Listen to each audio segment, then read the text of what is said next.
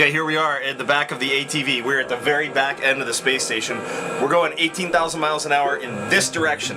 And so I'm going to kick off and we'll do a quick fly through the stack of the International Space Station. We'll pass some fun things on the way.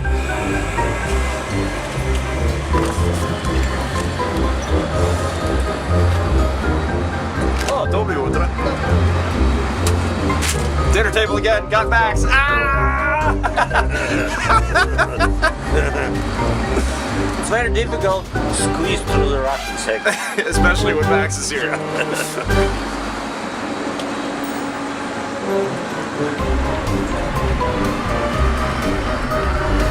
And now we're going through into the FGB. Looks like we got a nice flight path here. Should be able to make it.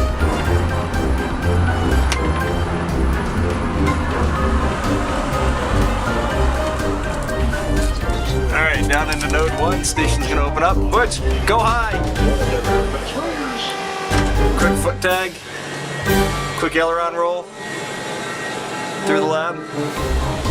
Into the ball form. A little spin into node 2 over Alex's crew quarters. And here we are at the very front end of the International Space Station. Still going 18,000 miles an hour.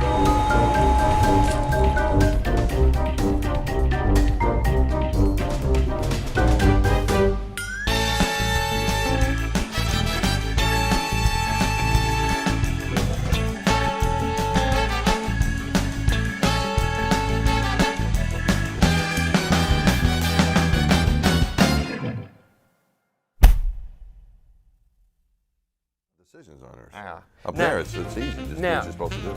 Elon Richardson, okay, he asks, do they plan to deorbit space station? Yeah, what are they going to do about that, Tom? They're Tell going to us. deorbit space station at the end of its life, whenever that is. And in concept, we could keep it flying for a long, long time. We have airplanes that were designed and built in the mid-50s. The T-38s that we T-38s that we fly. late 50s, they were early designed 60s. in the 50s, built in the 60s, and you just keep rebuilding the airframe, rebuilding the engines, upgrading the avionics, so you could fly these things basically till you run out of gas. And in concept, we could do that with station, and we could keep the station running for as long as we like, basically up until we reach the end point of the structural elements on station. And when that time does come, we will have to deorbit it. We're going at least till 2024. Yeah, we're going to. So, like with Hubble, what we did on our mission is we put a docking ring on the bottom of the telescope. Yeah. Because we want to ensure a guided entry. When the thing is done, they're going to send maybe 20, 30 years from now. I mean, science may be done. Hopefully, we have a lot more science with Hubble. But even if the science stops, the spaceship can still continue to orbit, right? Yeah. Just by orbital mechanics. Eventually, it's going to come in. So we have a docking ring on the bottom of Hubble for a rocket motor. No one has to be there. It could be an automated thing. Dock with it and guide it so it doesn't hit anyone on the way down. So what do they have anything like that for? Because that's a big thing. Yeah. So when it deorbits, it's going to be a controlled deorbit? It'll be a controlled deorbit. We'll use a Russian Progress vehicle, and instead of reboosting station, you'll point the rocket thrusters the other way to slow down. You'll slow it's like putting the brakes and then on. the atmospheric drag will take it in. And they'll probably do so. They'll probably do that so that the major part of the reentry is over the ocean. Pacific. The Pacific is a really big ocean, and that would be the right place to put it. Yeah. So in case anything survives coming in, so you're not going to recover anything. From the space station. Let's see another one.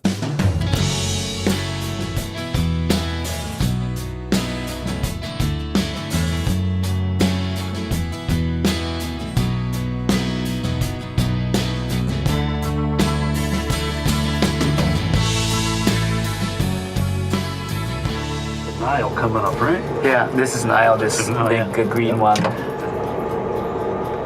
So you got a great shot of the Nile. Very clear over. Beautiful day today. Yeah. So here we got coming up on the this is the Red Sea. Yeah.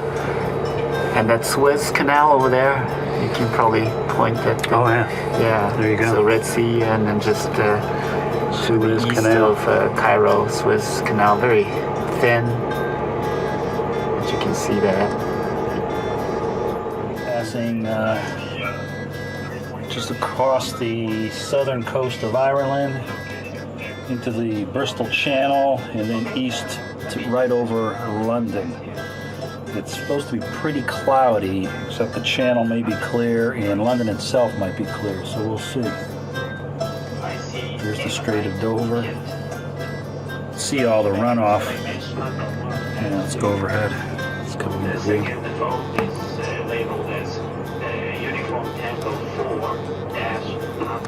You see London's in that. See that area right there, kind of Where that bay is? The bay is, yeah. That's London. Let's see if you can actually see anything in London.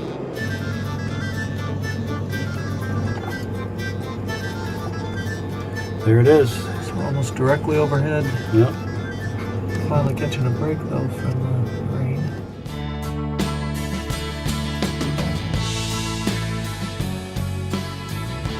If you look closely, see Sicily and Italy coming over the horizon. Give you a close zoom in on the volcano. Beautiful. And then the easily recognizable boot of Italy coming into view. It's quite a bit different than it does on maps from up here. But there it is. There's it, the boot of Italy. I've been to Italy just one time, but I plan on going back there soon. My family immigrated from Italy about 100 years ago. My grandparents and great-grandparents.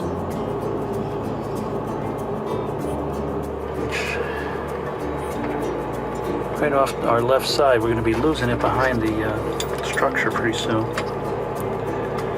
There's Greece. Had a good friend from Greece growing up. Excellent food. In most of Europe, there's excellent food.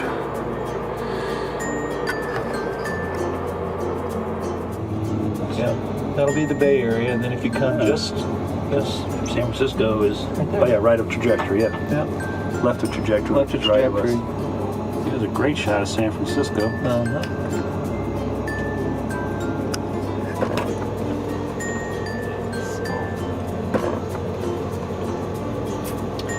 So interesting enough, right there is Edwards Air Force Base. That's another place where I lived. You can see it. Those big dry lake beds. That's also where Palmdale and Lancaster are, that which deep? where the space shuttle Right, of course. Space shuttle was built. was built down there. Yep. Okay, that should be Houston. Try to get it in the camera. It's like a beautiful day. I just talked to my wife at home just 15 minutes ago. She said the weather's beautiful down there. There it is, Houston, Texas.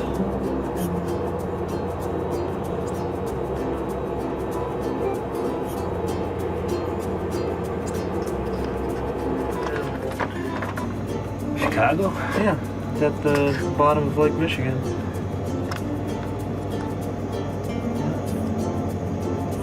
Did you get it? Here's Chicago, kind of swinging off to our left. All right, so there's Long Island. There's New York City. Looks a little snowy down there. It does look snowy. Looks like a lot of snow down there. Nice clear day. Probably very cold. Long Island, and there's Connecticut. My home state, my hometown of Waterbury. That little dot? It's not even, you can't even see it, it's so small.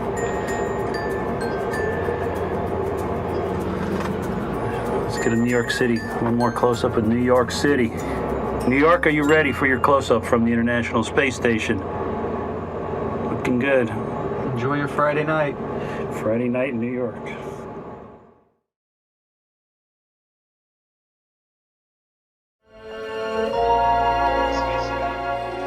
It's the end of January, and soon I'll be getting ready to leave. I came up here last September, 6 weeks before Rick and Koichi, so my time is nearly up. It's going to be good to see my wife Julie and the boys, Ryan and Lucas. We are exactly 6 weeks away from when Mike will be landing here back in Houston. Not that I'm counting. Starting to become real that he's going to be home soon. So I'm pretty excited about that. I can't believe it's almost here. Before launch, I coached them in lacrosse and hockey. Can you see? Yep, sure can. Where's Lucas playing though? I can't tell. He's center. He's racing down ice right now. Fortunately, we have a video link, so I've been able to keep track of their games and be there in spirit, if not in person. Oh no. That's all right. Keep fighting back. It was really fun because my son got to take a penalty shot and actually scored, so that was fun for Mike to see. He was really excited for him.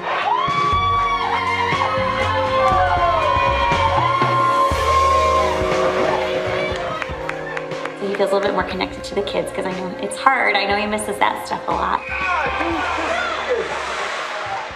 Guys, pass it over. Oh.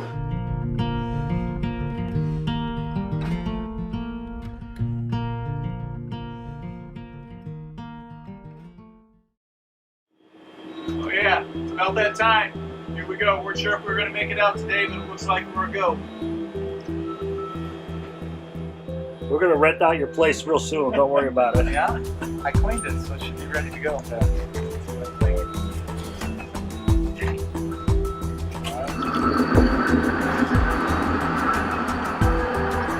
You getting excited, Rick? I'm getting excited.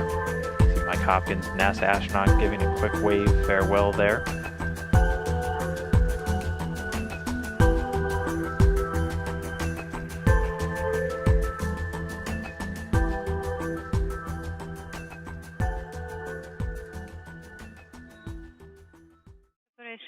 Mark 30235. And physical separation confirmed.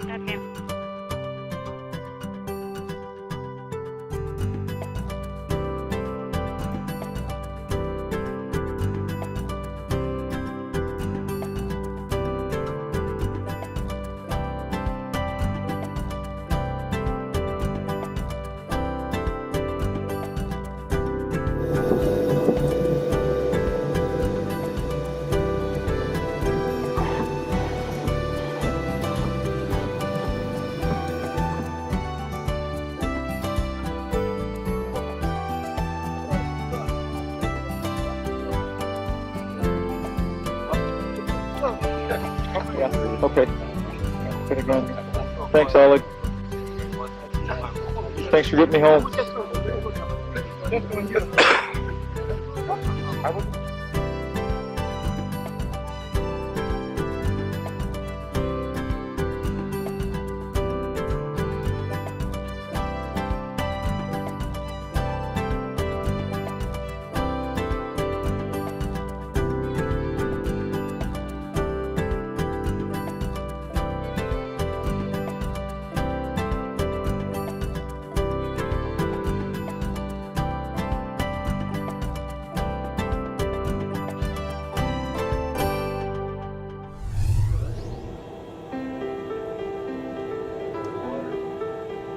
Let go of its energy.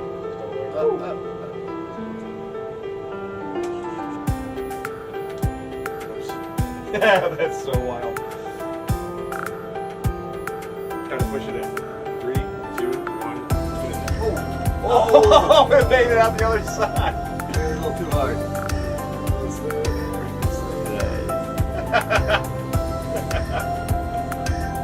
That is wild. There, I think it's gonna stay in now. Yeah, but it's gonna get it going back down. Okay. What else can we get inside there?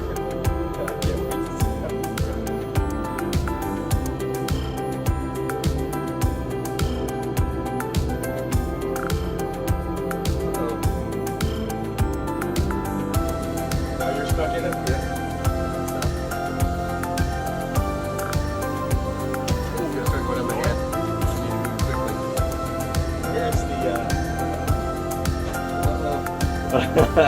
Here's the You're being assimilated by this. Assimilated. pull out quickly. Oh, dude.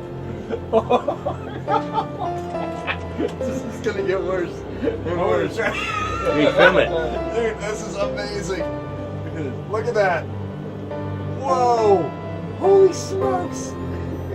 Oh my gosh.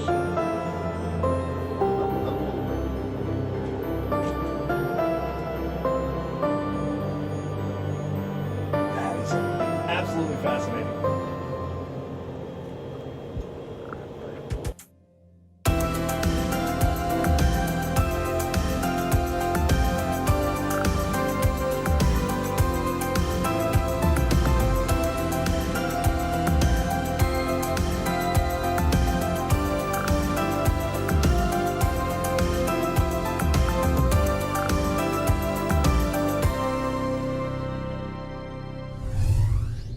Here's one from Peter Manley. Would a balloon pop in space?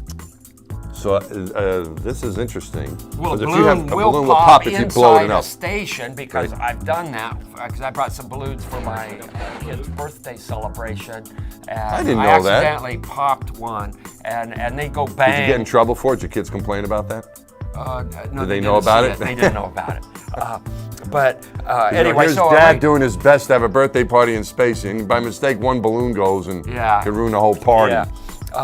But it's neat to blow a balloon up and then let go of it. It goes. Oh, cool. But that's all that's propulsion there. Yeah, It behaves differently than what you have on the ground.